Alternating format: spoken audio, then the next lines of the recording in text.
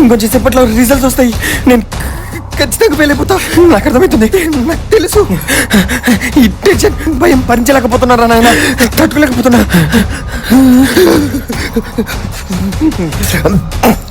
నేను బతకను, నేను చచ్చిపోతా.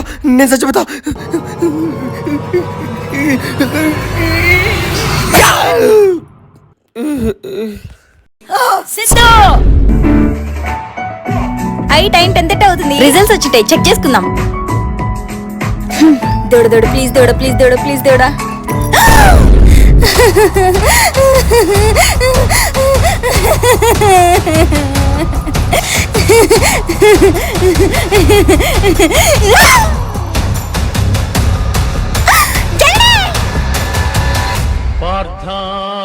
ఎక్స్క్యూజ్ మీ, ఈ ప్లేస్ ఏంటి? మనం ఎక్కడున్నాం?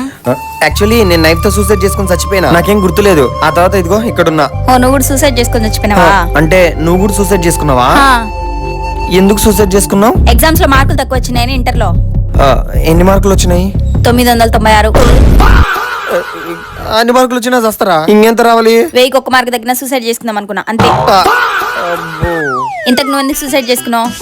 ఫెయిల్ అయితేనేమో చచ్చిన. మరి ఫెయిల్ అయినావా? అన్ని పాస్ అయినా. అది నేను చచ్చిన తర్వాత తెలిసింది. అటు చూడు.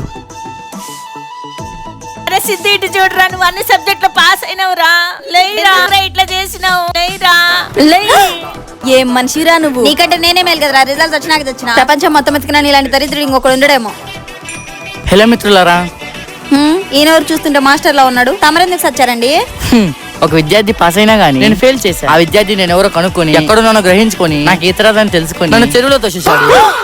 చూసారా, డైరెక్ట్ చెరువు నుంచి వచ్చేసాను. ఏంటో ఈ 2026 రిజల్ట్స్ చాలా వింతగా ఉన్నాయి. అవును, ఫస్ట్ వింత నువ్వే. నీకేదైనా జ్ఞానోదయం అయితే వాళ్ళకి చెప్పు.